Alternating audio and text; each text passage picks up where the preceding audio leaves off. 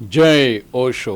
ಶ್ರೋತೃಗಳಿಗೆ ಓಶೋರವರ ಸ್ವರ್ಣ ಬಾಲ್ಯದ ಸವಿ ನೆನಪುಗಳು ಕೃತಿಯ 15ನೆಯ ಅಧ್ಯಾಯಕ್ಕೆ ಸ್ವಾಗತ.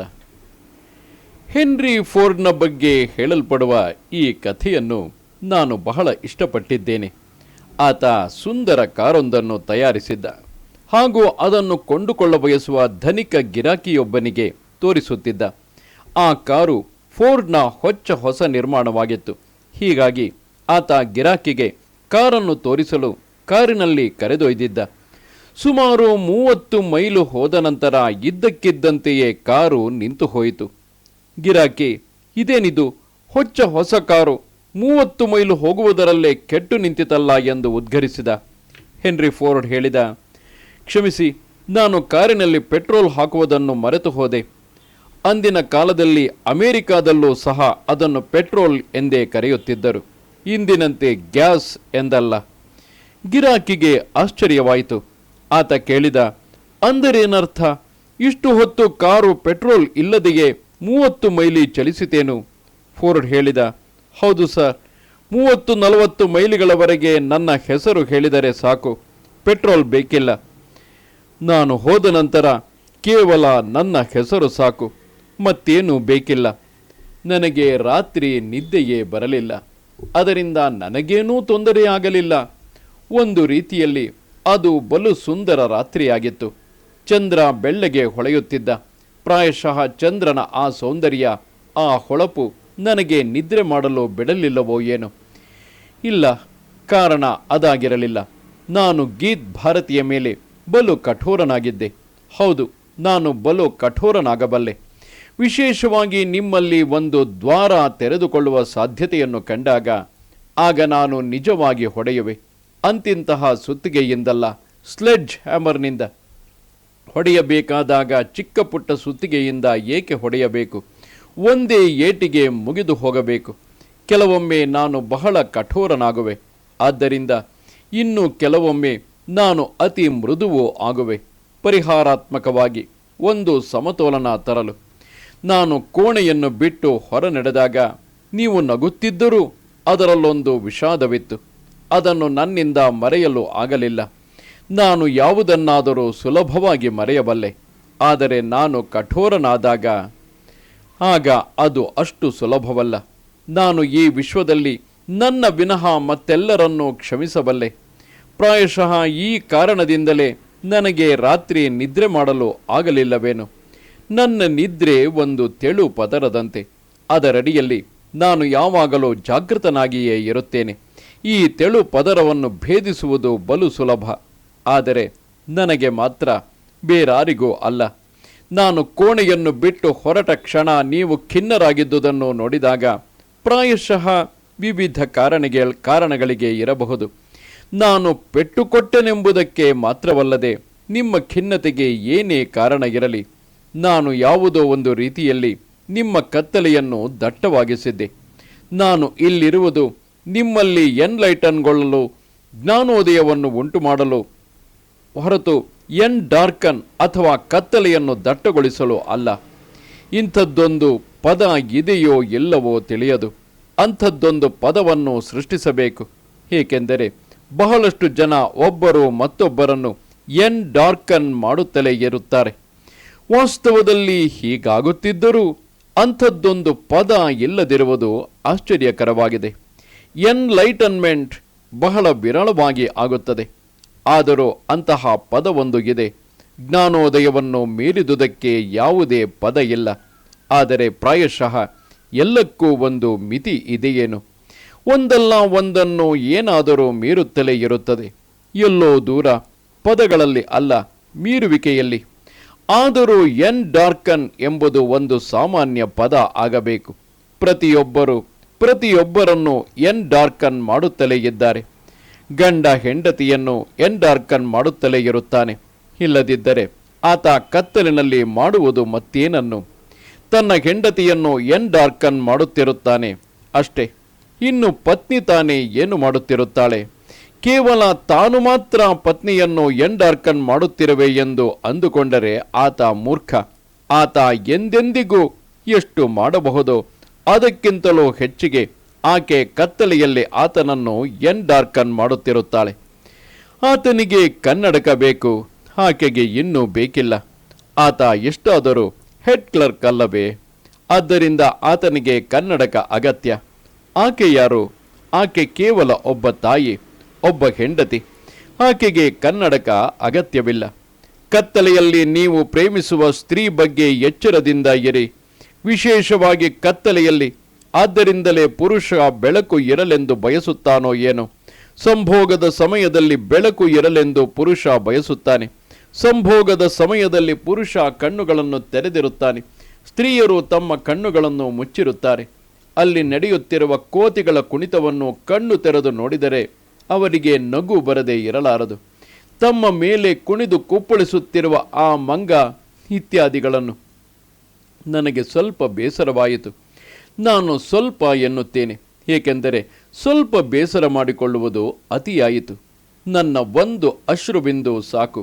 ನಾನು ಗಂಟೆಗಟ್ಟಲೆ ಕುಳಿತು ಅಳಬೇಕಿಲ್ಲ. ನನ್ನ ಜುಟ್ಟನ್ನು ಕಿತ್ತುಕೊಂಡು, ಅದೀಗ ಇಲ್ಲವೂ ಇಲ್ಲ. ನನ್ನ ಗಡ್ಡವನ್ನು ಕಿತ್ತುಕೊಂಡು ಅತ್ತುದನ್ನು ಯಾರು ಎಂದು ಕೇಳಿಲ್ಲ. ಯಾವುದೇ ಭಾಷೆಯಲ್ಲೂ ಹಿಬ್ರೂನಲ್ಲೂ ಸಹ ತನ್ನ ಗಡ್ಡವನ್ನು ಕಿತ್ತುಕೊಂಡು ಅತ್ತ ಎಂಬ ಮಾತಿಲ್ಲ. ಹಿಬ್ರುಗಳು ಹಾಗೂ ಅವರ ಪುರಾಣದ ಪ್ರಾಫೆಟ್ಗಳೆಲ್ಲರಿಗೂ ಗಡ್ಡ ಇದ್ದವು ಎಂಬುದು ನಿಮಗೆಲ್ಲ ತಿಳಿದೇ ಇದೆ. ಯಾರಿಗೆ ಗಡ್ಡ ಇರುತ್ತದೋ ಅವರಿಗೆ ತಲೆ ಬೋಳಾಗುತ್ತದೆ ಎಂಬುದು ಪ್ರಾಕೃತಿಕ ನಿಯಮ. ಏಕೆಂದರೆ ಪ್ರಕೃತಿ ಸಮತೋಲನವನ್ನು ಕಾಪಾಡಲು ಬಯಸುತ್ತದೆ. ಈಗ ಪುನಃ ನನಗೆ ನನ್ನ ನಾನಿಯ ನೆನಪಾಗುತ್ತಿದೆ. ನಾನು ಪುಟ್ಟ ಹುಡುಗನಾಗಿದ್ದಾಗಲೂ ನಾನಿ ಹೇಳುತ್ತಿದ್ದರು, ರಾಜ ಕೇಳು, ಎಂದಿಗೂ ಗಡ್ಡ ಬೆಳೆಸಿಕೊಳ್ಳಬೇಡ. ನಾನು ಕೇಳುತ್ತಿದ್ದೆ, ನೀವೇಕೆ ಅದನ್ನು ನೆನಪಿಸುತ್ತಿರುತ್ತೀರಿ? ನನಗಿನ್ನೂ 10 ವರ್ಷ, ನನಗೆ ಗಡ್ಡ ಇನ್ನೂ ಬಂದಿಲ್ಲ. ಆದಾಗ್ಯೂ ಅದನ್ನೇಕೆ ಹೇಳುತ್ತೀರಿ? ನಾನು ಹೇಳಿದರು, ಮನೆಗೆ ಬೆಂಕಿ ಹೊತ್ತುಕೊಳ್ಳುವ ಮೊದಲೇ ಬಾವಿ ತೋಡಿರಬೇಕು. ಅಯ್ಯೋ ದೇವರೇ, ಆಕೆ ಮನೆಗೆ ಬೆಂಕಿ ಹತ್ತುವ ಮೊದಲೇ ಬಾವಿ ತೋಡಲು ಆರಂಭಿಸಿದ್ದರು. ನಿಜಕ್ಕೂ ಆಕೆ ಬಲು ಸುಂದರ ವ್ಯಕ್ತಿಯಾಗಿದ್ದರು. ನನಗೆ ಆಕೆಯ ಉತ್ತರ ಅರ್ಥವಾಗಲಿಲ್ಲ. ಆದರೂ ಹೇಳಿದೆ, ಸರಿ, ನಿಮಗೇನು ಹೇಳಬೇಕೆನಿಸುತ್ತದೋ ಅದನ್ನು ಹೇಳಿ. ನಾನು ಹೇಳಿದರು, ಎಂದಿಗೂ ನೀನು ಗಡ್ಡ ಬೆಳೆಸಬೇಡ. ನೀನು ಗಡ್ಡ ಬಿಡುವೆ ಎಂಬುದು ನನಗೆ ಗೊತ್ತು. ಆದರೂ ನಾನು ಹೇಳಿದೆ, ಇದು ಬಲು ವಿಚಿತ್ರವಾಗಿದೆ. ನಿಮಗೆ ತಿಳಿದಿದ್ದರೆ ಮತ್ತೆ ನನ್ನನ್ನೇಕೆ ತಡೆಯಲು ಯತ್ನಿಸುತ್ತಿದ್ದೀರಿ? ನಾನು ಹೇಳಿದರು, ನಾನು ಸರ್ವ ಪ್ರಯತ್ನ ಮಾಡುತ್ತಿದ್ದೇನೆ. ನನಗೆ ಗೊತ್ತು ನೀನು ಗಡ್ಡ ಬೆಳೆಸುವೆ ಎಂದು. ನಿನ್ನಂಥವರು ಯಾವಾಗಲೂ ಗಡ್ಡ ಬೆಳೆಸುವವರು. ನಿನ್ನನ್ನು 11 ವರ್ಷಗಳಿಂದ ಬಲ್ಲೆ. ಅದಕ್ಕೇನೋ ಕಾರಣ ಇರಬೇಕು. ನಾನೀ ಚಿಂತಿಸಲು ಪ್ರಾರಂಭಿಸಿದರು.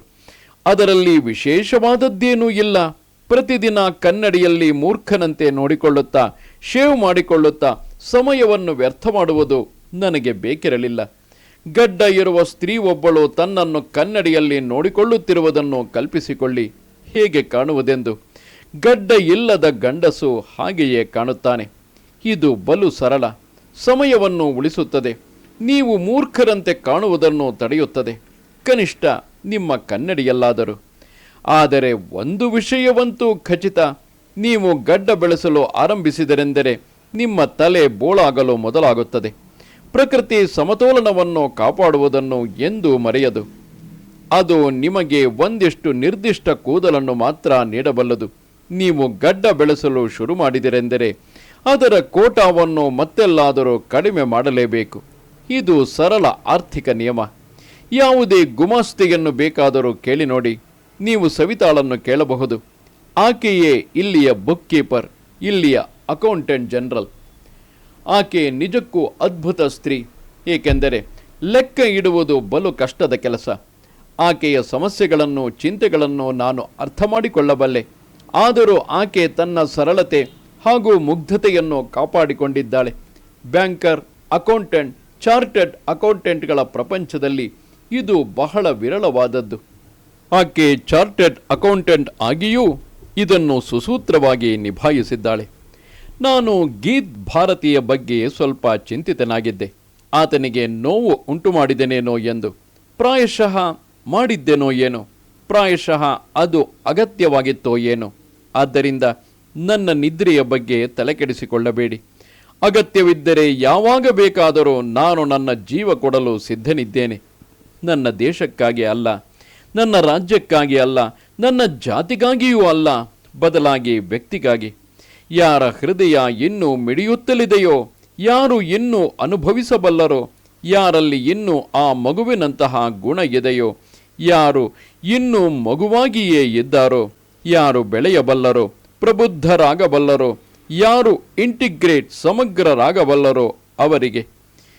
ಯಾವಾಗಲೇ ಆಗಲಿ ನಾನು ಸಮಗ್ರತೆ ಎಂಬ ಪದ ಬಳಸಿದಾಗ ನನ್ನ ಅರ್ಥ ವಿವೇಕ ಮತ್ತು ಪ್ರೇಮ ಇವೆರಡೂ ಒಟ್ಟುಗೂಡಿದಾಗ ಸಮಗ್ರತೆ ಉಂಟಾಗುತ್ತದೆ. ಇದು ತೀರಾ ಉದ್ದದ ಫುಟ್ನೋಟ್ ಅಡಿಟಿಪ್ಪಣಿಯಾಯಿತು. ಜಾರ್ಜ್ ಬರ್ನಾರ್ಡ್ ಶಾ ಕ್ಷಮೆಗೆ ಅರ್ಹನಾದರೆ ಕೇವಲ ಕ್ಷಮೆಗಲ್ಲ, ನೊಬೆಲ್ ಪುರಸ್ಕಾರಕ್ಕೆ ಅರ್ಹನಾಗಬಹುದಾದರೆ ಆಗ ನೀವು ನನ್ನನ್ನು ಕ್ಷಮಿಸಬಹುದು. ನನಗೆ ನೊಬೆಲ್ ಪಾರಿತೋಷಕ ಏನೂ ಬೇಡ. ಅವರು ನನಗೆ ನೀಡಿದರೂ ಅದನ್ನು ನಾನು ತಿರಸ್ಕರಿಸುವೆ. ಅದು ನನಗಲ್ಲ, ಅದು ರಕ್ತದಲ್ಲಿ ತೊಯ್ದಿದೆ. ನೊಬೆಲ್ ಪಾರಿತೋಷಕ ಕೊಡಲ್ಪಡುವ ಹಣ ರಕ್ತದಿಂದ ತೊಯ್ದಿದೆ. ಏಕೆಂದರೆ ಆ ವ್ಯಕ್ತಿ ನೊಬೆಲ್ ಒಬ್ಬ ಬಾಂಬ್ ತಯಾರಕನಾಗಿದ್ದ. ಆತ ಮೊದಲನೆಯ ಮಹಾಯುದ್ಧದಲ್ಲಿ ಎರಡೂ ಪಕ್ಷಗಳಿಗೆ ಬಾಂಬುಗಳನ್ನು ಮಾರಿ ಅಪಾರ ಹಣವನ್ನು ಸಂಪಾದಿಸಿದ್ದ. ಆತನ ಹಣವನ್ನು ನಾನು ಸ್ಪರ್ಶಿಸಲು ಇಚ್ಛಿಸುವುದಿಲ್ಲ. ನಿಜ ಹೇಳಬೇಕೆಂದರೆ ನಾನು ಹಣವನ್ನು ಮುಟ್ಟಿಯೇ ಎಷ್ಟೋ ವರ್ಷಗಳು ಆದವು. ಏಕೆಂದರೆ ನಾನು ಅದನ್ನು ಮುಟ್ಟಲೇಬೇಕಾಗಿಲ್ಲ. ನನಗಾಗಿ ಹಣದ ನಿರ್ವಹಣೆಯನ್ನು ಯಾರೋ ಒಬ್ಬರು ಮಾಡುತ್ತಾ ಬಂದಿದ್ದಾರೆ. ಅಲ್ಲದೆ ಕೇವಲ ನೊಬೆಲ್ನ ಹಣ ಮಾತ್ರ ಕೊಳಕಾದುದಲ್ಲ, ಎಲ್ಲ ಹಣವೂ ಕೊಳಕೆ. ನೊಬೆಲ್ ಪಾರಿತೋಷಕದ ಸಂಸ್ಥಾಪಕ ಅಪರಾಧಿ ಭಾವದಿಂದ ನರಳುತ್ತಿದ್ದ. ಈ ಅಪರಾಧಿ ಭಾವದಿಂದ ತಪ್ಪಿಸಿಕೊಳ್ಳಲು ಆತ ನೊಬೆಲ್ ಪಾರಿತೋಷಕವನ್ನು ಸ್ಥಾಪಿಸಿದ. ಇದೊಂದು ಒಳ್ಳೆಯ ಕೆಲಸ. ಆದರೆ ಇದು ಒಬ್ಬರನ್ನು ಕೊಂದು ನಂತರ ಸಾರಿ ನನ್ನನ್ನು ಕ್ಷಮಿಸಿ ಎಂದಂತೆ. ಇಂತಹ ರಕ್ತಸಿಕ್ತವಾದ ಹಣವನ್ನು ನಾನೆಂದೂ ಸ್ವೀಕರಿಸುವುದಿಲ್ಲ. ಜಾರ್ಜ್ ಬರ್ನಾರ್ಡ್ ಶಾ ಗೌರವಕ್ಕೆ ಪಾತ್ರನಾದುದು ಮಾತ್ರವಲ್ಲದೆ ನೊಬೆಲ್ ಪಾರಿತೋಷಕವನ್ನು ಪಡೆದುಕೊಂಡ. ಆತನ ಚಿಕ್ಕ ಪುಸ್ತಕಗಳಿಗೆ ಎಷ್ಟು ದೊಡ್ಡ ಮುನ್ನುಡಿಗಳು ಇರುತ್ತವೆ ಎಂದರೆ, ಪುಸ್ತಕ ಮುನ್ನುಡಿಗಾಗಿ ಬರೆದದ್ದೋ ಇಲ್ಲ ಮುನ್ನುಡಿ ಪುಸ್ತಕಕ್ಕಾಗಿ ಬರೆದದ್ದೋ ಎಂಬ ಸಂಶಯ ಬರುತ್ತದೆ. ಪುಸ್ತಕ ಮುನ್ನುಡಿಗಾಗಿ ಬರೆದದ್ದು ಎಂಬುದು ನನ್ನ ಭಾವನೆ. ಅದನ್ನು ನಾನು ಮೆಚ್ಚುತ್ತೇನೆ ಕೂಡ.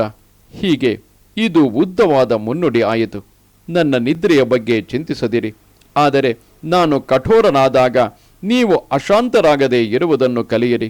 ನನ್ನಲ್ಲಿ ಯಾವುದು ಏನು ಬದಲಾವಣೆ ತಾರದು ಎಂಬುದು ನಿಮಗೂ ಹಾಗೂ ಇತರರಿಗೂ ತಿಳಿದಿದ್ದರೂ ಆಗಲೂ ಸಹ ಬಹಳಷ್ಟು ವಿಷಯಗಳು ನನ್ನ ದೇಹದಲ್ಲಿ ಹಾಗೂ ನನ್ನ ಮನಸ್ಸಿನಲ್ಲಿಯೂ ಸಹ ಬದಲಾವಣೆಗಳನ್ನು ಖಂಡಿತವಾಗಿ ತರಬಲ್ಲವು. ನಾನು ನನ್ನ ದೇಹವೂ ಅಲ್ಲ, ಮನಸ್ಸು ಅಲ್ಲವಾಗಿದ್ದಾಗ್ಯೂ ನಾನು ಅವುಗಳ ಮೂಲಕ ಕೆಲಸ ಮಾಡಬೇಕಾಗಿದೆ. ಈ ಕ್ಷಣ ನನ್ನ ತುಟಿಗಳು ಒಣಗುತ್ತಿವೆ ಎಂಬುದು ನನಗೆ ಕಾಣುತ್ತಿದೆ. ಇಷ್ಟನ್ನು ಹೊರಗಿನಿಂದ ಮಾಡಬಹುದು, ನಾನು ಮಾಡುತ್ತಿರುವೆ. ಒಣಗಿದ ತುಟಿಗಳು ತೊಂದರೆ ಮಾಡುತ್ತಿವೆ. ನಾನು ಸಂಭಾಳಿಸಿಕೊಂಡು ಹೋಗಬಲ್ಲೆ, ಆದರೆ ಅದು ತೊಂದರೆ ಮಾಡುವುದು. ಗೀತ್ ಭಾರತಿ, ನೀನು ನೆರವು ನೀಡಬಹುದು. ನಿನ್ನ ಜಾದೂ ಮಾಡು. ಈ ಮುನ್ನುಡಿಯಲ್ಲಿ ಅದು ಒಂದು ಅಂತರವನ್ನು ತರಲಿ. ಅನಂತರ ನಾನು ಆರಂಭಿಸುವೆ. ಥ್ಯಾಂಕ್ಸ್. ಇನ್ನು ಕಥೆ ಆರಂಭಿಸುವೆ. ಸಾವು ವ್ಯಕ್ತಿಯ ಜೀವನದ ಅಂತ್ಯವಲ್ಲ, ಬದಲಾಗಿ ಇಡೀ ಜೀವನದ ಉತ್ತುಂಗ, ಇಡೀ ಜೀವನದ ಶಿಖರ ಉತ್ತುಂಗ. ಅದರ ಅರ್ಥ ನಿಮ್ಮ ಮುಕ್ತಾಯ ಆಯಿತು ಎಂದಲ್ಲ, ಬದಲಾಗಿ ನೀವು ಮತ್ತೊಂದು ದೇಹಕ್ಕೆ ಒಯ್ಯಲ್ಪಡುತ್ತೀರಿ. ಇದನ್ನೇ ಪೂರ್ವಿಕರು ಜೀವನ ಚಕ್ರ ಎಂದು ಕರೆದಿರುವುದು. ಅದು ತಿರುಗುತ್ತಿರುತ್ತದೆ. ಅದನ್ನು ನಿಲ್ಲಿಸಬಹುದು, ಆದರೆ ನಿಲ್ಲಿಸುವ ವಿಧಾನ ಸಾವಿನ ಮೂಲಕ ಅಲ್ಲ. ಇದು ನಾನಾರ ಸಾವಿನಿಂದ ಕಲಿತ ಒಂದು ಪಾಠ, ಅತ್ಯುನ್ನತ ಪಾಠ. ನಾನಾ ಅಳುತ್ತಿದ್ದರು. ಕಣ್ಣುಗಳು ಅಶ್ರುಗಳಿಂದ ತುಂಬಿದ್ದವು. ಚಕ್ರವನ್ನು ನಿಲ್ಲಿಸಿ ಎಂದು ನಮಗೆ ಹೇಳುತ್ತಿದ್ದರು. ನಮಗೆ ದಿಕ್ಕು ತೋಚದಂತಾಗಿತ್ತು. ಚಕ್ರವನ್ನು ನಿಲ್ಲಿಸುವ ಬಗೆ ಹೇಗೆ? ಅವರ ಚಕ್ರ ಅವರದ್ದಾಗಿತ್ತು. ಅದು ನಮಗೆ ಕಾಣಿಸುತ್ತಲೂ ಇರಲಿಲ್ಲ. ಪ್ರಜ್ಞೆ ಅವರದ್ದು. ಅದನ್ನು ಅವರು ಮಾತ್ರ ಮಾಡಬಲ್ಲವರಾಗಿದ್ದರು. ಅದನ್ನು ನಿಲ್ಲಿಸಲು ಅವರು ನಮಗೆ ಹೇಳುತ್ತಿದ್ದರಾದ್ದರಿಂದ ಅದು ಅವರಿಂದ ಸಾಧ್ಯವಾಗಿಲ್ಲ ಎಂಬುದು ವಿದಿತವಾಗಿತ್ತು. ಆದ್ದರಿಂದ ಕಣ್ಣಲ್ಲಿ ನೀರು ತುಂಬಿಕೊಂಡು ನಮ್ಮನ್ನು ಪದೇ ಪದೇ ಚಕ್ರವನ್ನು ನಿಲ್ಲಿಸಲು ಹೇಳುತ್ತಿದ್ದರು. ಅವರ ಕೋರಿಕೆ ನಮ್ಮ ಕಿವಿಗೆ ಬೀಳಲಿಲ್ಲವೇನೋ ಎಂಬಂತೆ. ನಾವು ಹೇಳಿದೆವು, ನಿಮ್ಮ ಮಾತನ್ನು ಕೇಳಿಸಿಕೊಂಡಿದ್ದೇವೆ, ಅರ್ಥ ಮಾಡಿಕೊಂಡಿದ್ದೇವೆ. ನಾನಾ, ನೀವು ಮೌನವಾಗಿರಿ. ಆ ಕ್ಷಣದಲ್ಲಿ ಮಹತ್ತರವಾದುದು ಏನೋ ಘಟಿಸಿತು. ಅದನ್ನು ನಾನು ಯಾರಿಗೂ ಹೇಳಿಲ್ಲ.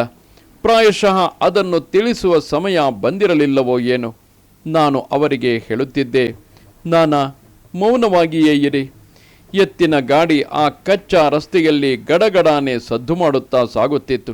ಅದು ರಸ್ತೆಯೇ ಆಗಿರಲಿಲ್ಲ, ಕೇವಲ ಒಂದು ಹಾದಿ. ನಾನಾ ಒತ್ತಾಯಿಸುತ್ತಿದ್ದರು, ಚಕ್ರವನ್ನು ನಿಲ್ಲಿಸು ರಾಜ, ನನ್ನ ಮಾತು ಕೇಳಿಸುತ್ತಿದೆಯೇ ನಿನಗೆ? ಚಕ್ರವನ್ನು ನಿಲ್ಲಿಸು. ಪುನಃ ಪುನಃ ನಾನು ಅವರಿಗೆ ಹೇಳಿದೆ, ನನಗೆ ನಿಮ್ಮ ಮಾತು ಕೇಳಿಸುತ್ತಿದೆ. ನೀವು ಹೇಳುತ್ತಿರುವುದು ಅರ್ಥವೂ ಆಗುತ್ತಿದೆ. ನಿಮ್ಮ ವಿನಃ ಮತ್ಯಾರೂ ಚಕ್ರವನ್ನು ನಿಲ್ಲಿಸಲಾರರು ಎಂಬುದು ನಿಮಗೆ ತಿಳಿದೋಗಿದೆ. ಆದ್ದರಿಂದ ದಯವಿಟ್ಟು ಮೌನವಾಗಿರಿ. ನಿಮಗೆ ನೆರವಾಗಲು ನಾನು ಯತ್ನಿಸುವೆ. ನಾನೀ ಆಶ್ಚರ್ಯಚಕಿತರಾದರು. ಕಣ್ಣುಗಳನ್ನು ದೊಡ್ಡದಾಗಿ ತೆರೆದು ಆಕೆ ನನ್ನತ್ತ ನೋಡಿದರು. ನಾನೇನು ಹೇಳುತ್ತಿದ್ದೇನೆ, ನಾನು ಯಾವ ರೀತಿಯಲ್ಲಿ ನೆರವಾಗಬಲ್ಲೆ ಎಂದು. ನಾನು ಹೇಳಿದೆ, ಹೌದು, ಅಷ್ಟೊಂದು ಆಶ್ಚರ್ಯಚಕಿತಳಾಗುವ ಅವಶ್ಯಕತೆಯಿಲ್ಲ. ನನಗೆ ನನ್ನ ಹಿಂದಿನ ಜನ್ಮವೊಂದರ ನೆನಪು ಹಠಾತ್ತನೆ ಬಂದಿತು. ನಾನಾರ ಸಾವನ್ನು ನೋಡಿ ನನಗೆ ನನ್ನ ಹಿಂದಿನ ಜನ್ಮದ ನನ್ನ ಸಾವು ನೆನಪಿಗೆ ಬಂದಿತು.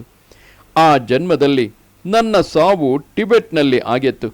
ಈ ವಿಶ್ವದಲ್ಲಿ ವೈಜ್ಞಾನಿಕವಾಗಿ ಜೀವನ ಚಕ್ರವನ್ನು ನಿಲ್ಲಿಸುವ ಬಗೆ ತಿಳಿದಿರುವುದು ಆ ದೇಶಕ್ಕೆ ಮಾತ್ರ. ನಂತರ ನಾನು ಯಾವುದೋ ಒಂದು ಮಂತ್ರವನ್ನು ಪಠಿಸಲು ಆರಂಭಿಸಿದೆ. ನಾನಿಗಾಗಲಿ ಮೃತ್ಯುವಿನ ಶಯ್ಯೆಯಲ್ಲಿದ್ದ ನಾನಾರಿಗಾಗಲಿ, ಎಲ್ಲವನ್ನೂ ಕಿವಿಗೊಟ್ಟು ಆಲಿಸುತ್ತಿದ್ದ ಭೂರಾನಿಗಾಗಲಿ ಏನೂ ಅರ್ಥವಾಗಲಿಲ್ಲ. ಕಡೆಗೆ ನನಗೂ ಸಹ ನಾನು ಏನನ್ನು ಹೇಳುತ್ತಿದ್ದೆನೋ ಅದರ ಒಂದೇ ಒಂದು ಪದವೂ ಸಹ ಅರ್ಥವಾಗಲಿಲ್ಲ. ಇದಾದ 12-13 ವರ್ಷಗಳ ನಂತರ ಅದೇನೆಂದು ನನಗೆ ಅರ್ಥವಾಯಿತು. ಅದನ್ನು ಕಂಡುಕೊಳ್ಳಲು ಅಷ್ಟು ಸಮಯ ಬೇಕಾಯಿತು.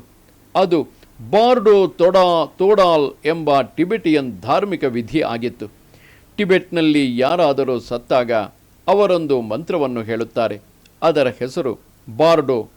ಆ ಮಂತ್ರವು ಆ ವ್ಯಕ್ತಿಗೆ, ವಿರಮಿಸು, ಮೌನವಾಗಿರು, ನಿನ್ನ ಕೇಂದ್ರಕ್ಕೆ ಹೋಗು, ಅಲ್ಲಿ ಸುಮ್ಮನೆ ಇರು, ದೇಹಕ್ಕೆ ಏನೇ ಆಗಲಿ ನೀನು ಅಲ್ಲಿಂದ ಕದಲದಿರು, ಸಾಕ್ಷಿಯಾಗಿ ಇರು, ಏನಾಗುತ್ತದೋ ಆಗಲಿ ನೀನು ಮೂಗು ಹಾಯಿಸದೇ ಇರು, ನೆನಪಿಟ್ಟುಕೋ, ನೆನಪಿಟ್ಟುಕೋ, ನೆನಪಿಟ್ಟುಕೋ, ನೀನು ಸಾಕ್ಷಿ ಮಾತ್ರ, ಅದು ನಿನ್ನ ಮೂಲ ಸ್ವಭಾವ. ಇದನ್ನು ನೆನಪಿಸಿಕೊಳ್ಳುತ್ತಾ ನೀನು ಸಾಯಬಲ್ಲೆಯಾದರೆ ನಿನ್ನ ಚಕ್ರ ನಿಲ್ಲುವುದು ಎಂದು ತಿಳಿಸುತ್ತದೆ. ನಾನೇನು ಮಾಡುತ್ತಿರುವೆ ಎಂಬುದೇ ತಿಳಿಯದೆ ನಾನು ಬಾರ್ಡೋ ತೋಡಾಲನ್ನು ನಾನಾರಿಗೆ ಪಠಿಸಿ ಹೇಳಿದ್ದೆ. ನನ್ನ ಈ ಪಠನೆ ಕೇಳಿ ನಾನಾ ಮೌನಿ ಆದುದು ಚಕಿತಗೊಳಿಸುವಂತಿತ್ತು. ಟಿಬೆಟಿಯನ್ ಭಾಷೆ ಕೇಳಲು ಅಷ್ಟು ವಿಚಿತ್ರವಾಗಿದ್ದಿರಬೇಕು. ಅದಕ್ಕೆ ಮುಂಚೆ ಟಿಬೆಟಿಯನ್ ಭಾಷೆಯ ಒಂದು ಪದವನ್ನು ಸಹ ಅವರು ಕೇಳಿರಲಿಲ್ಲವೇನು? ಟಿಬೆಟ್ ಎಂಬಂತಹ ದೇಶ ಇದೆ ಎಂಬುದು ನಾನಾರಿಗೆ ತಿಳಿದಿತ್ತೋ ಇಲ್ಲವೋ? ಆದರೆ ಸಾಯುವ ಸಮಯದಲ್ಲಿ ನಾನಾ ಸಂಪೂರ್ಣವಾಗಿ ಗಮನಿಸುತ್ತಾ ಆಲಿಸುತ್ತಾ ಇದ್ದರು. ಅವರಿಗೆ ಅರ್ಥ ಆಗದಿದ್ದರೂ ಸಹ ಬಾರ್ಡೋ ತನ್ನ ಕೆಲಸ ಮಾಡಿತ್ತು. ಕೆಲವೊಮ್ಮೆ ನಿಮಗೆ ಅರ್ಥ ಆಗದಂಥವು ಕೆಲಸ ಮಾಡುತ್ತವೆ. ನಿಮಗೆ ಅರ್ಥ ಆಗದಿರುವುದರಿಂದಲೇ ಅವು ಕೆಲಸ ಮಾಡುತ್ತವೆ. ಯಾವುದೇ ಮಹಾನ್ ಸರ್ಜನ್ ಸಹ ತನ್ನ ಮಗುವಿಗೆ ಶಸ್ತ್ರಚಿಕಿತ್ಸೆ ಮಾಡಲಾರ. ಏಕೆ? ಯಾವುದೇ ಮಹಾನ್ ಶಸ್ತ್ರಚಿಕಿತ್ಸಕ ತನ್ನ ಪ್ರಿಯತಮೆಯ ಆಪರೇಷನ್ ಮಾಡಲಾರ. ನಾನು ಆತನ ಹೆಂಡತಿಯ ಬಗ್ಗೆ ಹೇಳುತ್ತಿಲ್ಲ. ಹೆಂಡತಿಯ ಮೇಲೆ ಶಸ್ತ್ರಚಿಕಿತ್ಸೆ ಯಾರು ಬೇಕಾದರೂ ಮಾಡಬಲ್ಲರು. ನನ್ನ ಅರ್ಥ ಆತನ ಪ್ರಿಯತಮೆ. ಆಕೆಯಂತೂ ಆತನ ಹೆಂಡತಿ ಆಗಿರಲಾರಳು, ಆಗಿರಲು ಸಾಧ್ಯವೂ ಇಲ್ಲ. ನಿಮ್ಮ ಪ್ರಿಯತಮೆಯನ್ನು ಹೆಂಡತಿಯ ಮಟ್ಟಕ್ಕೆ ಇಳಿಸುವುದು ಮಹಾನ್ ಅಪರಾಧ. ಇದು ಕಾನೂನು ಬಾಹಿರವಲ್ಲ, ಆದರೆ ಪ್ರಕೃತಿ ನಿಮಗೆ ಶಿಕ್ಷೆ ನೀಡಿ ತೀರುವುದು. ಆದ್ದರಿಂದ ಯಾವುದೇ ಕಾನೂನಿನ ಅಗತ್ಯವಿಲ್ಲ. ಪ್ರಿಯತಮನನ್ನು ಪತಿಯ ಮಟ್ಟಕ್ಕೆ ಇಳಿಸಲು ಆಗದು. ಪತಿಯನ್ನು ಹೊಂದಿರುವುದು ಕುರೂಪವಾದದ್ದು. ಆ ಪದವೇ ಕುರೂಪವಾದದ್ದು. ಹಸ್ಬೆಂಡ್ ಎಂಬ ಪದ ಹಸ್ಬೆಂಡರಿ ಎಂಬ ಮೂಲದಿಂದ ಬರುವುದು. ಸ್ತ್ರೀಯನ್ನು ಒಂದು ಮೈದಾನವಾಗಿ ಬೀಜವನ್ನು ಬಿತ್ತಲು ಭೂಮಿಯಾಗಿ ಬಳಸುವವನು ಹಸ್ಬೆಂಡ್. ಪ್ರಪಂಚದ ಎಲ್ಲ ಭಾಷೆಗಳಿಂದಲೂ ಹಸ್ಬೆಂಡ್ ಪದವನ್ನು ಅಳಿಸಿ ಹಾಕಬೇಕು. ಪ್ರಿಯತಮ ಅರ್ಥವಾಗುವುದು, ಹಸ್ಬೆಂಡ್ ಎಂದಿಗೂ ಅಲ್ಲ. ನಾನು ಬೋರ್ಡೋವನ್ನು ಪುನರಾವರ್ತಿಸುತ್ತಿದ್ದೆ. ಅದರ ಅರ್ಥ ನನಗೆ ತಿಳಿಯದಿದ್ದರೂ ಸಹ ಅದು ಎಲ್ಲಿಂದ ಬರುತ್ತಿದೆ ಎಂಬುದು ಸಹ ನನಗೆ ತಿಳಿದಿರಲಿಲ್ಲ. ಏಕೆಂದರೆ ನಾನು ಇನ್ನೂ ಅದನ್ನು ಓದಿರಲಿಲ್ಲ. ನಾನು ಅದನ್ನು ಪುನರಾವರ್ತಿಸಿದಾಗ ಅದರ ವಿಚಿತ್ರ ಶಬ್ದದ ಆಘಾತದಿಂದ ನಾನಾ ಮೌನವಾದರು. ಆ ಮೌನದಲ್ಲಿಯೇ ಅವರು ದೇಹವನ್ನು ತ್ಯಾಗ ಮಾಡಿದರು. ಮೌನದಲ್ಲಿ ಜೀವಿಸುವುದು ಬಲು ಸುಂದರ, ಮೌನದಲ್ಲಿ ಸಾಯುವುದು ಅದಕ್ಕಿಂತಲೂ ಸುಂದರ. ಏಕೆಂದರೆ ಸಾವು ಗೌರಿಶಂಕರ ಶಿಖರದಂತೆ, ಹಿಮಾಲಯದ ಅತಿ ಎತ್ತರದ ಶಿಖರ. ನನಗೆ ಯಾರೂ ಕಲಿಸದಿದ್ದರೂ ಸಹ ನಾನು ಮೌನದ ಆ ಕ್ಷಣದಲ್ಲಿ ಬಹಳಷ್ಟನ್ನು ಕಲಿತೆ. ಸಂಪೂರ್ಣವಾಗಿ ನನಗೆ ತಿಳಿಯದೇ ಇದ್ದುದನ್ನು ನಾನು ಪುನರಾವರ್ತಿಸಿದುದನ್ನು ಕಂಡೆ. ಅದರ ಆಘಾತ ನನ್ನನ್ನು ಮತ್ತೊಂದು ಹಂತಕ್ಕೆ ಕೊಂಡು ಹೋಗಿ ಬೇರೊಂದು ಆಯಾಮಕ್ಕೆ ತಳ್ಳಿತು. ನಾನೊಂದು ಹೊಸ ಅನ್ವೇಷಣೆ, ಒಂದು ತೀರ್ಥಯಾತ್ರೆಯನ್ನು ಅಂದು ಕೈಗೊಂಡೆ. ಈ ತೀರ್ಥಯಾತ್ರೆಯಲ್ಲಿ ನಾನು ಗುರ್ಜೇಫ್ ತಮ್ಮ ಪುಸ್ತಕ ಮೀಟಿಂಗ್ಸ್ ವಿತ್ ರಿಮಾರ್ಕಬಲ್ ಮೆನ್ ನಲ್ಲಿ ನೆನಪಿಸಿಕೊಂಡಿರುವುದಕ್ಕಿಂತಲೂ ಹೆಚ್ಚು ಅದ್ವಿತೀಯ ಪುರುಷರನ್ನು ಭೇಟಿ ಮಾಡಿದ್ದೇನೆ. ನಿಧಾನವಾಗಿ ಅವಕಾಶ ಬಂದಾಗ ನಾನು ಅವರ ಬಗ್ಗೆ ತಿಳಿಸುವೆ. ಇಂದು ನಾನು ಅಂತಹ ಅದ್ಭುತ ವ್ಯಕ್ತಿಗಳಲ್ಲಿ ಒಬ್ಬರ ಬಗ್ಗೆ ಮಾತನಾಡುವೆ. ಅವರ ನಿಜವಾದ ಹೆಸರಾಗಲಿ ವಯಸ್ಸಾಗಲಿ ಯಾರಿಗೂ ತಿಳಿದಿರಲಿಲ್ಲ. ಆದರೆ ಅವರನ್ನು ಮಗ್ಗಾ ಬಾಬಾ ಎಂದು ಕರೆಯುತ್ತಿದ್ದರು. ಮಗ್ಗಾ ಎಂದರೆ ದೊಡ್ಡದೊಂದು ಪಾನಪಾತ್ರೆ, ದೊಡ್ಡದೊಂದು ಕಪ್ಪು. ಅವರು ಯಾವಾಗಲೂ ತಮ್ಮ ಮಗ್ಗಾವನ್ನು, ತಮ್ಮ ಕಪ್ಪನ್ನು ಕೈಯಲ್ಲಿ ಹಿಡಿದಿರುತ್ತಿದ್ದರು. ಅದನ್ನು ಅವರು ಎಲ್ಲಕ್ಕೂ ಬಳಸುತ್ತಿದ್ದರು. ತಮ್ಮ ಟೀ, ಹಾಲು ಮುಂತಾದ್ದನ್ನು ಕುಡಿಯಲು, ಆಹಾರ ಸೇವಿಸಲು, ಜನ ಅವರಿಗೆ ಕೊಡುತ್ತಿದ್ದ ಹಣ ಹಾಕಿಡಲು, ಆ ಕ್ಷಣಕ್ಕೆ ಏನು ಬೇಕೋ ಅದಕ್ಕೆ. ಅವರ ಇಡೀ ಆಸ್ತಿ ಅವರ ಮಗ್ಗ ಆಗಿತ್ತು. ಅದಕ್ಕಾಗಿಯೇ ಅವರನ್ನು ಮಗ್ಗಾ ಬಾಬಾ ಎಂದು ಕರೆಯಲಾಗುತ್ತಿತ್ತು. ಬಾಬಾ ಎನ್ನುವುದು ಗೌರವ ಸೂಚಕ ಪದ. ಅದರ ಅರ್ಥ ತಾತ, ಅಜ್ಜ ಎಂದು. ಹಿಂದಿ ಭಾಷೆಯಲ್ಲಿ ತಾಯಿಯ ತಂದೆಯನ್ನು ನಾನಾ ಎನ್ನುತ್ತಾರೆ, ತಂದೆಯ ತಂದೆಯನ್ನು ಬಾಬಾ ಎನ್ನುತ್ತಾರೆ. ಮಗ್ಗಾ ಬಾಬಾ ಈ ಗ್ರಹದಲ್ಲಿ ಜೀವಿಸಿದ ಅತಿ ಅದ್ಭುತ ವ್ಯಕ್ತಿಯಾಗಿದ್ದರು. ಆತ ನಿಜಕ್ಕೂ ಅನುಗ್ರಹೀತರಾಗಿದ್ದರು. ಅವರನ್ನು ಜೀಸಸ್, ಬುದ್ಧ, ಲಾವೋತ್ಸು ಇವರುಗಳ ಸಾಲಿಗೆ ಸೇರಿಸಬಹುದು. ಅವರ ಬಾಲ್ಯದ ಬಗ್ಗೆ, ಅವರ ತಂದೆ ತಾಯಿಯ ಬಗ್ಗೆ ನನಗೆ ಏನೇನೂ ತಿಳಿಯದು. ಅವರು ಎಲ್ಲಿಂದ ಬಂದರು ಎಂಬುದು ಸಹ ಯಾರಿಗೂ ತಿಳಿಯದು. ಒಂದು ದಿನ ಇದ್ದಕ್ಕಿದ್ದಂತೆ ತಮ್ಮ ಊರಿನಲ್ಲಿ ಅವರು ಕಾಣಿಸಿಕೊಂಡರು. ಅವರು ಮಾತನಾಡುತ್ತಿರಲಿಲ್ಲ. ಜನ ಅವರನ್ನು ಏನೇನೋ ಪ್ರಶ್ನೆಗಳನ್ನು ಕೇಳುತ್ತಿದ್ದರು. ಆಗ ಅವರು ಇಲ್ಲ ಸುಮ್ಮನೆ ಎದ್ದು ಬಿಡುತ್ತಿದ್ದರು. ಇಲ್ಲವೇ ಜನ ತುಂಬ ಹಠ ಮಾಡಿದರೆ ಅವರು ಜಿಬ್ರಿಷ್, ಅರ್ಥವಿಲ್ಲದ ಅಸಂಬದ್ಧ ಶಬ್ದಗಳನ್ನು ಹೊರಡಿಸುತ್ತಿದ್ದರು. ಜನ ಅವರು ತಮಗೆ ಅರ್ಥವಾಗದ ಯಾವುದೋ ಭಾಷೆಯಲ್ಲಿ ಮಾತನಾಡುತ್ತಿದ್ದಾರೆ ಎಂದು ಭಾವಿಸುತ್ತಿದ್ದರು. ಅವರು ಯಾವುದೇ ಭಾಷೆಯನ್ನು ಬಳಸುತ್ತಿರಲಿಲ್ಲ. ಅವರು ಸುಮ್ಮನೆ ಸೌಂಡನ್ನು ಹೊರಡಿಸುತ್ತಿದ್ದರಷ್ಟೇ.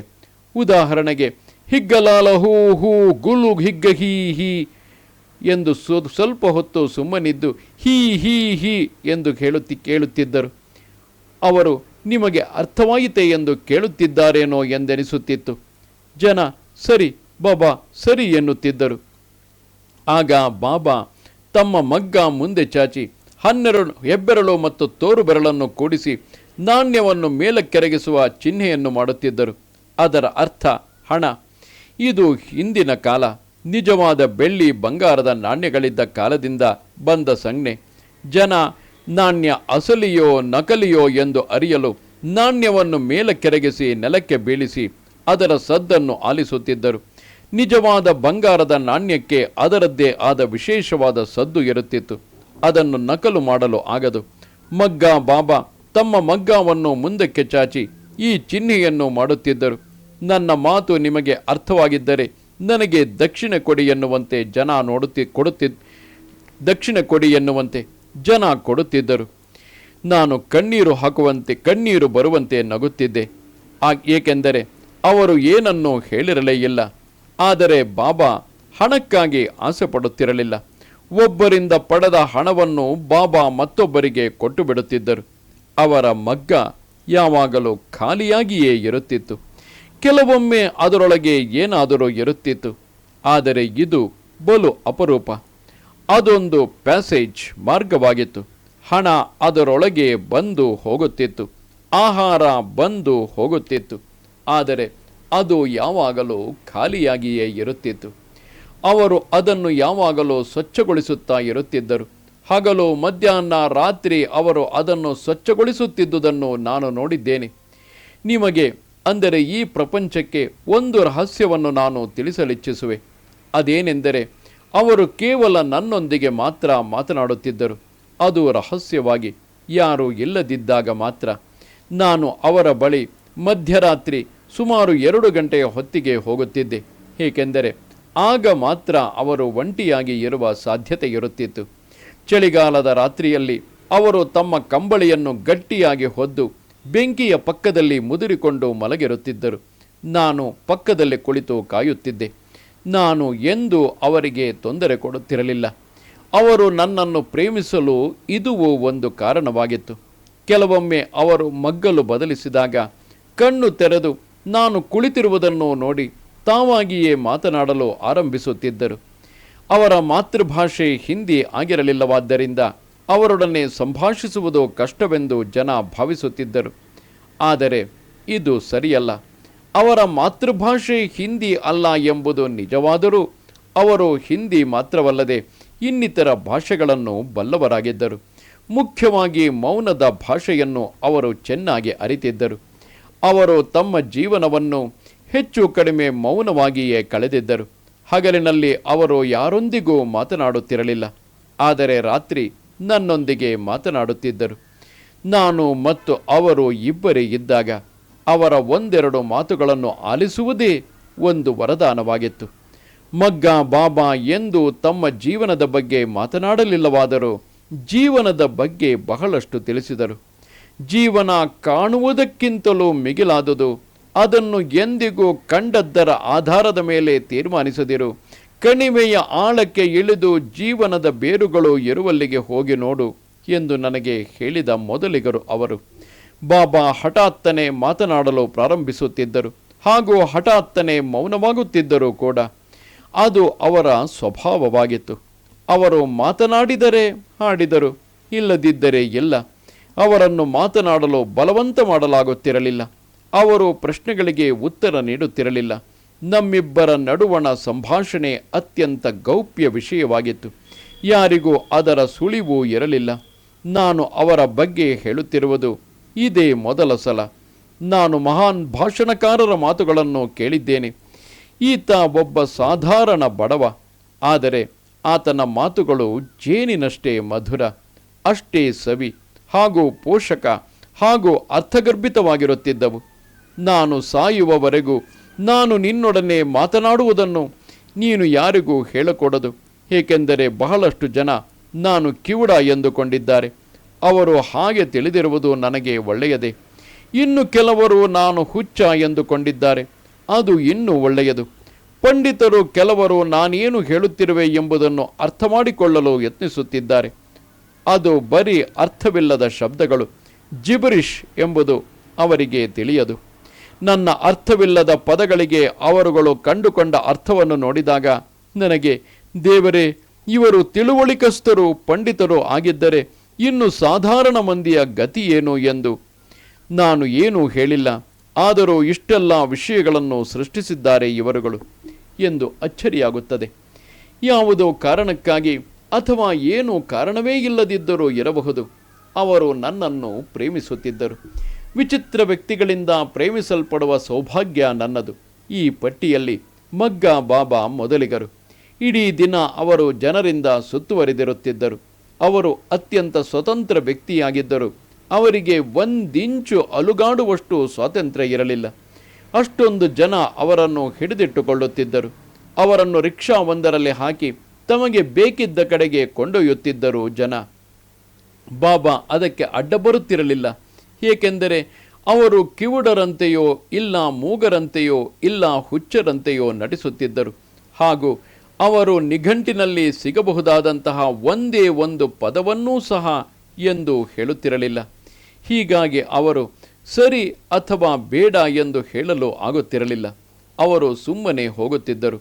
ಒಂದೆರಡು ಬಾರಿ ಅವರು ಕಳುವಾಗಿದ್ದರೂ ಕೂಡ ಕೆಲವು ತಿಂಗಳು ಅವರು ನಾಪತ್ತೆ ಆಗಿದ್ದರು. ಏಕೆಂದರೆ ಮತ್ತೊಂದು ಪಟ್ಟಣದ ಜನ ಅವರನ್ನು ಕದ್ದುಕೊಂಡು ಹೋಗಿದ್ದರು. ಪೊಲೀಸರು ಅವರನ್ನು ಹುಡುಕಿ ಅವರು ಹಿಂದಿರುಗಿಸಲು ಬಯಸುವರೋ ಎಂದು ಪ್ರಶ್ನೆಯನ್ನು ತಿಳಿಯಲು ಪ್ರಶ್ನಿಸಿದಾಗ ಬಾಬಾ ಎಡಲ್ ಫುಡಲ್ ಶುಡಲ್ ಎಂದು ತಮ್ಮ ಭಾಷೆಯಾದ ಜಿಬ್ರಿಷ್ನಲ್ಲಿ ಉತ್ತರಿಸಿದರು. ಆಗ ಪೊಲೀಸರು, ಈ ಮನುಷ್ಯ ಹುಚ್ಚ, ನಿಮ್ಮ ವರದಿಯಲ್ಲಿ ಏನೆಂದು ಬರೆಯುವಿರಿ? ಎಡಲ್ ಫುಡಲ್ ಶುಡಲ್ ಇದರ ಅರ್ಥವೇನು? ಯಾರಿಗಾದರೂ ಅದರ ಅರ್ಥವೇನೆಂಬುದು ತಿಳಿಯುತ್ತದೇನು? ಹೀಗಾಗಿ ಅವರು ಅಲ್ಲಿಯೇ ಉಳಿದರು. ಕೊನೆಗೆ ಮೊದಲಿನ ಪಟ್ಟಣದವರು ಅವರನ್ನು ಪುನಃ ತಮ್ಮ ಪಟ್ಟಣಕ್ಕೆ ಕದ್ದುಕೊಂಡು ಬರುವ ತನಕ ಈ ಪಟ್ಟಣದಲ್ಲೇ ನಾನು ನಾನಾರ ನಿಧನದ ನಂತರ ವಾಸಿಸುತ್ತಿದ್ದೆ.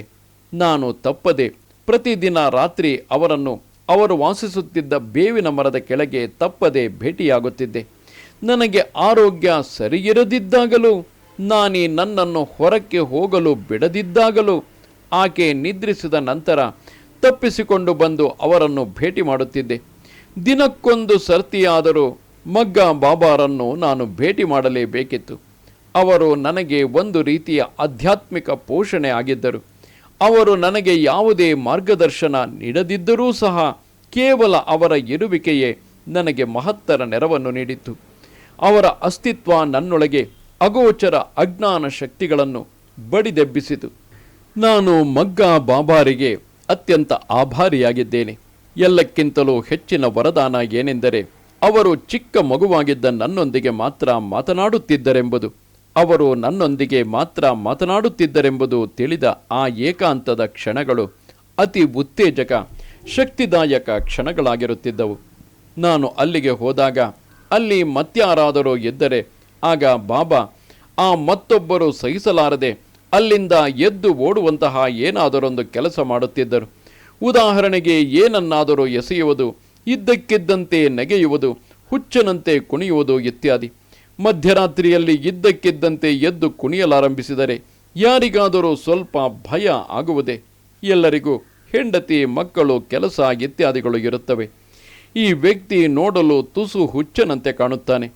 ಈಗ ಏನು ಬೇಕಾದರೂ ಮಾಡಬಹುದು. ಆ ವ್ಯಕ್ತಿ ಎದ್ದು ಹೋದ ನಂತರ ನಾವಿಬ್ಬರೂ ಕುಳಿತು ನಗುತ್ತಿದ್ದೆವು. ನಾನು ಆ ರೀತಿ ಯಾರೊಂದಿಗೂ ನಕ್ಕಿಲ್ಲ. ಈ ಜೀವನದಲ್ಲಿ ಪುನಃ ಹಾಗಾಗುವುದೆಂದು ನನಗೆ ಅನಿಸುವುದಿಲ್ಲ. ನನಗೆ ಮತ್ತೊಂದು ಜೀವನವೂ ಇಲ್ಲ. ಚಕ್ರ ತಿರುಗುವುದು ನಿಂತಿದೆ. ಸ್ವಲ್ಪ ಚಲಿಸುತ್ತಿದೆ, ಆದರೆ ಅದು ಹಿಂದಿನ ಚಲನೆಯ ವೇಗದಿಂದಾಗಿ ಚಲಿಸುತ್ತಿದೆ ಅಷ್ಟೇ. ಅದರ ಹಿಂದೆ ಹೊಸ ಶಕ್ತಿ ಯಾವುದೂ ಇಲ್ಲ. ಮಗ್ಗಾ ಬಾಬಾರದ್ದು ಎಂತಹ ಸೌಂದರ್ಯ ಎಂದರೆ ಅವರ ಸರಿಸಾಟಿಯಲ್ಲಿ ಯಾರನ್ನೂ ನಾನು ನಿಲ್ಲಿಸಲಾರೆ. ನೋಡಲು ಅವರು ರೋಮನ್ ಶಿಲ್ಪದಂತಿದ್ದರು. ಯಾವುದೇ ರೋಮನ್ ಶಿಲ್ಪಕ್ಕಿಂತಲೂ ಹೆಚ್ಚು ಪರಿಪೂರ್ಣ, ಸುಂದರ. ಅವರು ಅಷ್ಟು ಜೀವಂತಿಕೆಯಿಂದ ಇದ್ದರು, ಜೀವಂತಿಕೆಯಿಂದ ಪುಟಿಯುತ್ತಿದ್ದರು.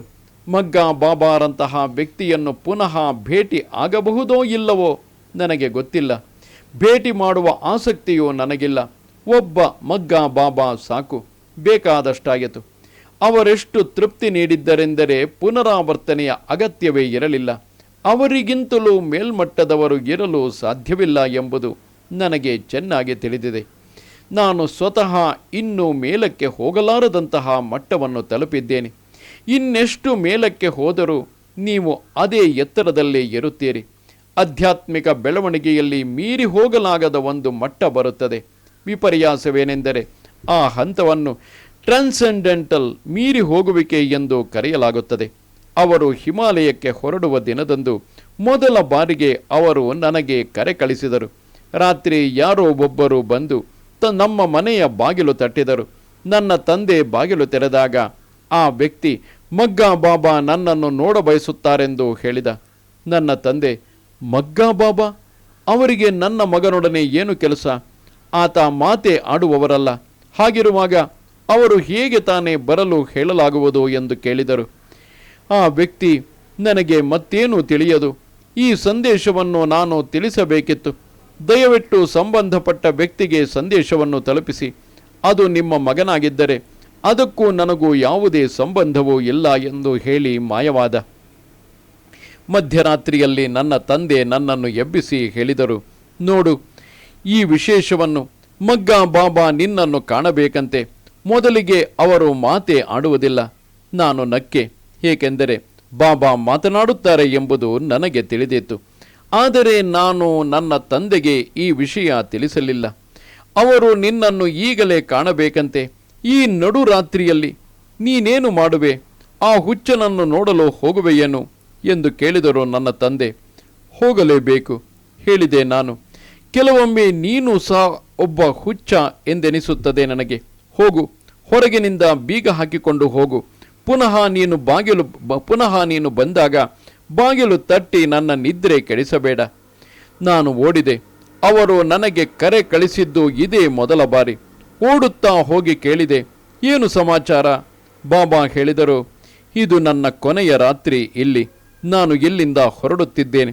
ಪ್ರಾಯಶಃ ಎಂದೆಂದಿಗಾಗಿ ನಾನು ಮಾತನಾಡಿದ್ದು ಕೇವಲ ನಿನ್ನೊಂದಿಗೆ ಮಾತ್ರ. ನನ್ನನ್ನು ಕ್ಷಮಿಸು. ಸಂದೇಶ ತಂದ ಆ ವ್ಯಕ್ತಿಯ ಜೊತೆಗೆ ನಾನು ಮಾತನಾಡಬೇಕಾಗಿ ಬಂತು. ಆದರೆ ಆತನಿಗೆ ಏನೂ ತಿಳಿಯದು. ಆತ ಇಲ್ಲಿಗೆ ಹೊಸಬ. ಸಂದೇಶ ತಲುಪಿಸಲು 1 ರೂಪಾಯಿ ಲಂಚ ಕೊಟ್ಟು ಸುಮ್ಮನೆ ಸಂದೇಶವನ್ನು ತಲುಪಿಸು ಎಂದು ಹೇಳಿದೆ. ಆ ದಿನಗಳಲ್ಲಿ 1 ರೂಪಾಯಿ ದೊಡ್ಡ ಮೊತ್ತವಾಗಿತ್ತು. 40 ವರ್ಷಗಳ ಹಿಂದೆ ಭಾರತದಲ್ಲಿ 1 ರೂಪಾಯಿಯಲ್ಲಿ 1 ತಿಂಗಳು ಆರಾಮವಾಗಿ ಜೀವಿಸಬಹುದಿತ್ತು. ರುಪಿ ಎಂಬ ಇಂಗ್ಲಿಷ್ ಪದ ರುಪಯ್ಯ ಎಂಬ ಹಿಂದಿ ಪದದಿಂದ ಬಂದಿದೆ ಎಂಬುದು ನಿಮಗೆ ಗೊತ್ತೇ? ರುಪಯ್ಯ ಎಂದರೆ ಚಿನ್ನದ್ದು ಎಂದರ್ಥ. ಸರಿಯಾಗಿ ಹೇಳಬೇಕೆಂದರೆ ಪೇಪರಿನ ನೋಟನ್ನು ರುಪಿ ಎಂದು ಕರೆಯಬಾರದು, ಏಕೆಂದರೆ ಅದು ಚಿನ್ನದ್ದಲ್ಲ. ಆ ಮೂರ್ಖರು ಕನಿಷ್ಠ ಅದನ್ನು ಚಿನ್ನದ ಬಣ್ಣದಲ್ಲಾದರೂ ಮುದ್ರಿಸಬೇಕಿತ್ತು. ಅದನ್ನು ಸಹ ಅವರು ಮಾಡಲಿಲ್ಲ. ಅಂದಿನ 1 ರೂಪಾಯಿ ಇಂದಿನ 700 ರೂಪಾಯಿಗಳಿಗೆ ಸಮ. 40 ವರ್ಷಗಳಲ್ಲಿ ಏನೆಲ್ಲ ವ್ಯತ್ಯಾಸವಾಗಿ ಹೋಗಿವೆ. ವಸ್ತುಗಳು 700 ಪಟ್ಟು ದುಬಾರಿ ಆಗಿಬಿಟ್ಟಿವೆ. ಬಾಬಾ, ನಾನು ಆತನಿಗೆ 1 ರೂಪಾಯಿ ಕೊಟ್ಟು ಸಂದೇಶವನ್ನು ತಲುಪಿಸಲು ಹೇಳಿದೆ. ಆ 1 ರೂಪಾಯಿ ನಾಣ್ಯವನ್ನು ಕಂಡು ಆತ ಎಷ್ಟು ತಬ್ಬಿಬ್ಬಾದನೆಂದರೆ ಆತ ನನ್ನತ್ತ ನೋಡಲೂ ಇಲ್ಲ. ಆತ ಹೊಸಬ. ಆತನನ್ನು ನಾನು ಹಿಂದೆಂದೂ ನೋಡಿದ್ದಿಲ್ಲ ಎಂದರು. ನನಗೂ ಹಾಗೆ ಅನ್ನಿಸುತ್ತಿದೆ. ನಾನು ಸಹ ಆತನನ್ನು ಈ ಊರಿನಲ್ಲಿ ನೋಡಿಲ್ಲ. ಪ್ರಾಯಶಃ ಆತ ಒಬ್ಬ ಯಾತ್ರಿಕನಿರಬೇಕು. ಆದರೆ ಅದರ ಬಗ್ಗೆ ತಲೆಕೆಡಿಸಿಕೊಳ್ಳುವ ಅವಶ್ಯಕತೆ ಇಲ್ಲ. ಇರಲಿ, ನೀವು ನನ್ನನ್ನು ಕರೆಸಿದ್ದು ಏಕೆ? ಮಗ್ಗಾ ಬಾಬಾ ಹೇಳಿದರು, ನಾನು ಹೊರಡುತ್ತಿದ್ದೇನೆ. ಗುಡ್ ಬೈ ಹೇಳಿ ಹೋಗಲು ನನ್ನವರು ಮತ್ಯಾರೂ ಇರಲಿಲ್ಲ ನಿನ್ನ ಹೊರತಾಗಿ ಎಂದು ನನ್ನನ್ನು ಅಪ್ಪಿಕೊಂಡು ಹಣೆಗೆ ಮುತ್ತಿಟ್ಟು ಹೊರಟು ಹೋದರು. ಮಗ್ಗಾ ಬಾಬಾ ತಮ್ಮ ಜೀವನದಲ್ಲಿ ಹಲವಾರು ಬಾರಿ ಮಾಯವಾಗಿದ್ದರು. ಜನ ಅವರನ್ನು ಕರೆದುಕೊಂಡು ಹೋಗಿ ವಾಪಸ್ ಕರೆತಂದಿದ್ದರು. ಹೀಗಾಗಿ ಈ ಬಾರಿ ಅವರು ಕಾಣೆಯಾದಾಗ ಯಾರೂ ಹೆಚ್ಚಿಗೆ ತಲೆಕೆಡಿಸಿಕೊಳ್ಳಲಿಲ್ಲ. ಕೆಲವು ತಿಂಗಳ ನಂತರವೇ ಜನರಿಗೆ ಅವರು ಹಲವಾರು ತಿಂಗಳುಗಳಿಂದ ಪತ್ತೆಗಿಲ್ಲ, ಈ ಬಾರಿ ನಿಜವಾಗಿ ಕಾಣೆಯಾಗಿದ್ದಾರೆ ಎಂದು ತಿಳಿದು ಬಂದದ್ದು. ಅವರು ಈ ಹಿಂದೆ ಹೋಗಿದ್ದ ಸ್ಥಳಗಳಲ್ಲೆಲ್ಲ ಜನ ಹೋಗಿ ಹುಡುಕಿ ಬಂದರು. ಆದರೆ ಅವರ ಬಗ್ಗೆ ಯಾರಿಗೂ ತಿಳಿದಿರಲಿಲ್ಲ. ಆ ರಾತ್ರಿ ಹೊರಟು ಹೋಗುವುದಕ್ಕೆ ಮೊದಲು ಅವರು, ನೀನು ಕಮಲವಾಗಿ ವಿಕಸಿಸುವುದನ್ನು ಕಾಣಲು ನಾನು ಇರುವುದಿಲ್ಲ, ಆದರೆ ನನ್ನ ಆಶೀರ್ವಾದ ಸದಾ ನಿನ್ನೊಂದಿಗಿರುತ್ತದೆ. ಹಿಂತಿರುಗಿ ಬರಲು ಸಾಧ್ಯವಾಗದಿರಬಹುದು. ನಾನು ಹಿಮಾಲಯಕ್ಕೆ ಹೋಗುತ್ತಿರುವೆ. ಇದರ ಬಗ್ಗೆ ಯಾರಿಗೂ ಏನೂ ತಿಳಿಸಬೇಡ ಎಂದು ಹೇಳಿದ್ದರು. ಇದನ್ನು ಹೇಳುವಾಗ ಅವರು ಸಂಪೂರ್ಣ ಸಂತಸದಿಂದ ಇದ್ದರು. ಹಿಮಾಲಯಕ್ಕೆ ಹೋಗುವ ಪರಮಾನಂದದಿಂದ ತುಂಬಿದ್ದರು. ಯಾರೆಲ್ಲರೂ ಅನ್ವೇಷಣೆ ಮಾಡಿ ಕಂಡುಕೊಂಡಿದ್ದಾರೋ ಅವರೆಲ್ಲರ ಮನೆ ಹಿಮಾಲಯವೇ ಆಗಿದೆ. ಹಿಮಾಲಯ ಈ ವಿಶ್ವದಲ್ಲೇ ಅತಿ ದೊಡ್ಡ ಪರ್ವತ ಶ್ರೇಣಿ ಆಗಿರುವುದರಿಂದ ಬಾಬಾ ಹಿಮಾಲಯದ ಯಾವ ಭಾಗಕ್ಕೆ ಹೋದರು ಎಂಬುದು ನನಗೆ ತಿಳಿದಿರಲಿಲ್ಲ. ಆದರೆ ಒಮ್ಮೆ ಹಿಮಾಲಯದ ಯಾತ್ರೆ ಕೈಗೊಂಡಿದ್ದಾಗ ನಾನೊಂದು ಸ್ಥಳ ತಲುಪಿದೆ. ಅಲ್ಲಿ ಅವರ ಗೋರಿ ಇದ್ದಂತೆ ನನಗೆ ಭಾಸವಾಯಿತು. ವಿಚಿತ್ರವೇನೆಂದರೆ ಅದು ಮೋಸೆಸ್ ಮತ್ತು ಜೀಸಸ್ರ ಗೋರಿಗಳ ಪಕ್ಕದಲ್ಲೇ ಇತ್ತು. ಅವರಿಬ್ಬರನ್ನೂ ಸಹ ಹಿಮಾಲಯ ಪರ್ವತ ಶ್ರೇಣಿಗಳಲ್ಲೇ ಸಮಾಧಿ ಮಾಡಲಾಗಿದೆ. ನಾನು ಜೀಸಸ್ರ ಗೋರಿಯನ್ನು ಹುಡುಕುತ್ತಿದ್ದೆ. ಮೋಸೆಸ್ ಮತ್ತು ಮಗ್ಗಾ ಬಾಬಾರ ಗೋರಿಗಳನ್ನು ಅಲ್ಲಿ ಕಂಡದ್ದು ಕಾಕತಾಳೀಯ ಹಾಗೂ ವಿಸ್ಮಯಕರ ಆಗಿತ್ತು. ಮಗ್ಗಾ ಬಾಬಾರ ಸಂಬಂಧ ಜೀಸಸ್ ಅಥವಾ ಮೋಸಸ್ರೊಂದಿಗೆ ಇತ್ತು ಎಂದು ನಾನು ಕಲ್ಪಿಸಿಯೂ ಇರಲಿಲ್ಲ. ಅವರ ಗೋರಿಯನ್ನು ಅಲ್ಲಿ ಕಂಡಾಗ ಅವರ ಮುಖ ನನಗೆ ಅದೇಕೆ ಅಷ್ಟು ಸುಂದರವಾಗಿ ಕಂಡಿತ್ತು ಎಂಬುದು ಇತರೆ ಹಿಂದೂಗಳಿಗಿಂತಲೂ ಹೆಚ್ಚಿಗೆ ಮೋಸಸ್ರ ಮುಖದಂತೆ ಕಂಡಿತ್ತು ಎಂಬುದು ಥಟ್ಟನೆ ಹೊಳೆಯಿತು. ಪ್ರಾಯಶಃ ಅವರು ಲಾಸ್ಟ್ ಟ್ರೈಬ್, ಕಳೆದು ಹೋದ ಪಂಗಡಕ್ಕೆ ಸೇರಿದವರು ಆಗಿದ್ದಿರಬೇಕು. ಮೋಸೆಸ್ ಇಸ್ರೇಲಿಗೆ ಹೋಗುತ್ತಿದ್ದಾಗ ಒಂದು ಪಂಗಡದವರು ಕಳೆದು ಹೋದರು. ಇವರು ಹಿಮಾಲಯದ ಕಾಶ್ಮೀರದಲ್ಲಿ ನೆಲೆಸಿದರು. ಇದನ್ನು ನಾನು ಅಧಿಕೃತವಾಗಿ ಹೇಳಬಲ್ಲೆ. ಈ ಪಂಗಡದವರು ಮೋಸಸ್ರಿಗಿಂತ ಹೆಚ್ಚು ಸರಿಯಾಗಿ ಇಸ್ರೇಲನ್ನು ಕಂಡುಕೊಂಡರು ಎಂದು. ಮೋಸಸ್ ಇಸ್ರೇಲ್ ಎಂದು ಗುರುತಿಸಿದ ಸ್ಥಳ ಬಂಜರು ಭೂಮಿ, ಮರಳುಗಾಡು ಆಗಿತ್ತು. ಈ ಪಂಗಡದವರು ಕಾಶ್ಮೀರದಲ್ಲಿ ಕಂಡುಕೊಂಡದ್ದು ನಿಜಕ್ಕೂ ಪರಮಾತ್ಮನ ಹೂದೋಟವೇ ಆಗಿತ್ತು. ಮೋಸಸ್ ಕಳೆದು ಹೋದ ತಮ್ಮ ಪಂಗಡವನ್ನು ಹುಡುಕುತ್ತಾ ಅಲ್ಲಿಗೆ ಬಂದರು. ಜೀಸಸ್ ತಮ್ಮ ತಥಾಕಥಿತ ಶಿಲುಬೆಗೆ ಏರಿಸುವಿಕೆಯ ನಂತರ ಅಲ್ಲಿಗೆ ಹೋದರು. ನಾನು ತಥಾಕಥಿತ ಶಿಲುಬೆಗೆ ಏರಿಸುವಿಕೆ ಎನ್ನಲು ಕಾರಣ, ಜೀಸಸ್ ಶಿಲುಬೆಗೆ ಏರಿಸುವಿಕೆಯಿಂದ ಸಾಯಲಿಲ್ಲ, ಅವರು ಉಳಿದುಕೊಂಡರು. ಶಿಲುಬೆಯ ಮೇಲೆ 6 ಗಂಟೆ ಇದ್ದು ಜೀಸಸ್ ಜೀವಿಸಿದ್ದರು.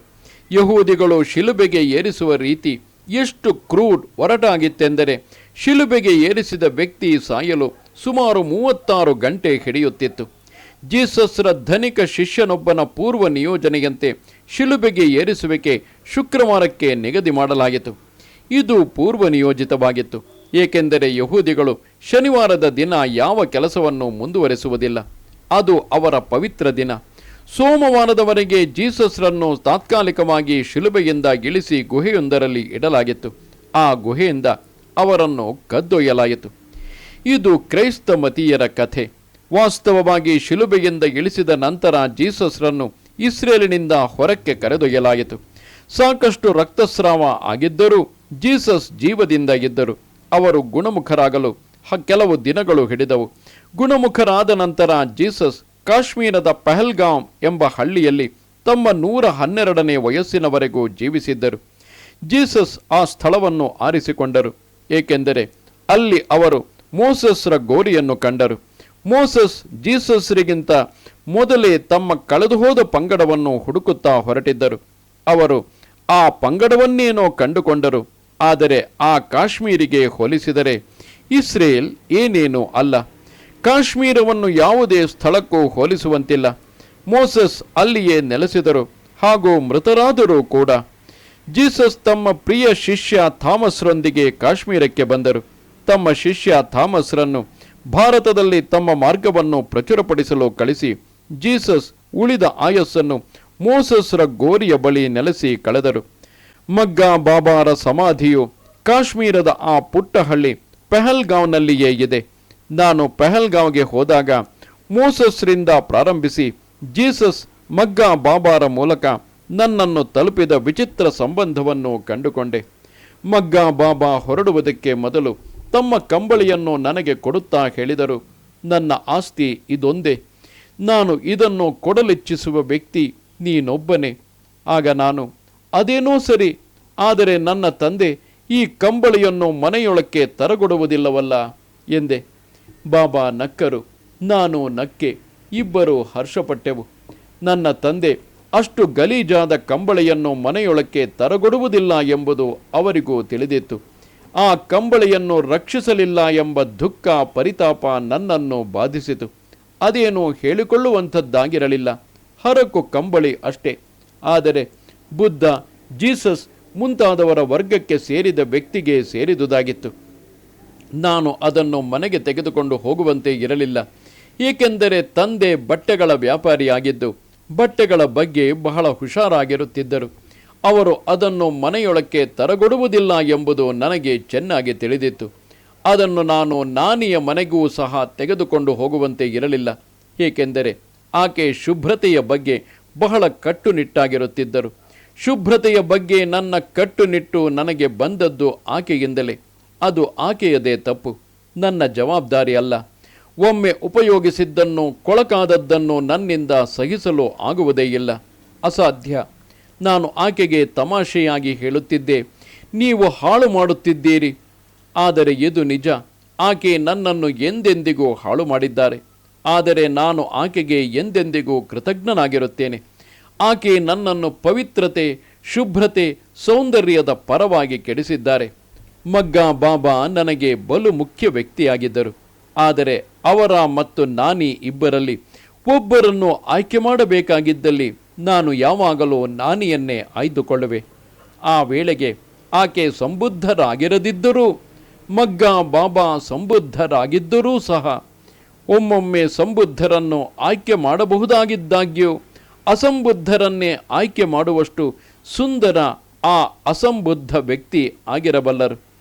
ಇಬ್ಬರನ್ನು ಆಯ್ಕೆ ಮಾಡಿಕೊಳ್ಳುವಂತಿದ್ದರೆ ನಾನು ಅವರಿಬ್ಬರನ್ನು ಆಯ್ದುಕೊಳ್ಳುತ್ತಿದ್ದೆ ಎಂದು ಬೇರೆ ಹೇಳಬೇಕಾಗಿಲ್ಲ.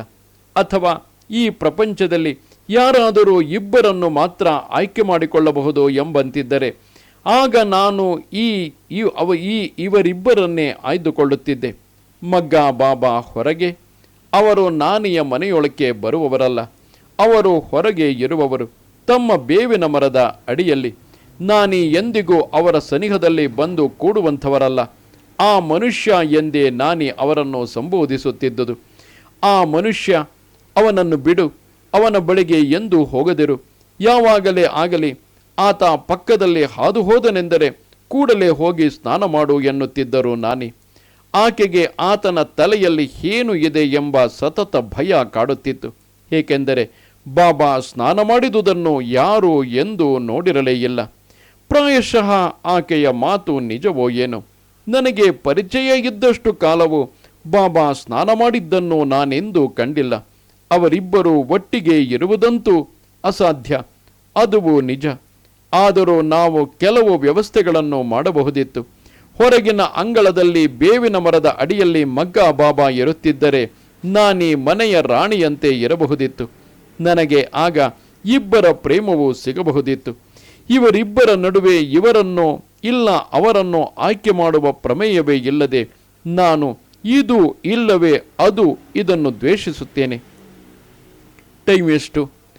10:16. ಓಶೋ, ನನಗೆ 5 ನಿಮಿಷ ಕೊಡಿ. ಬಡಪಾಯಿಗೆ ದಯತೋರಿ.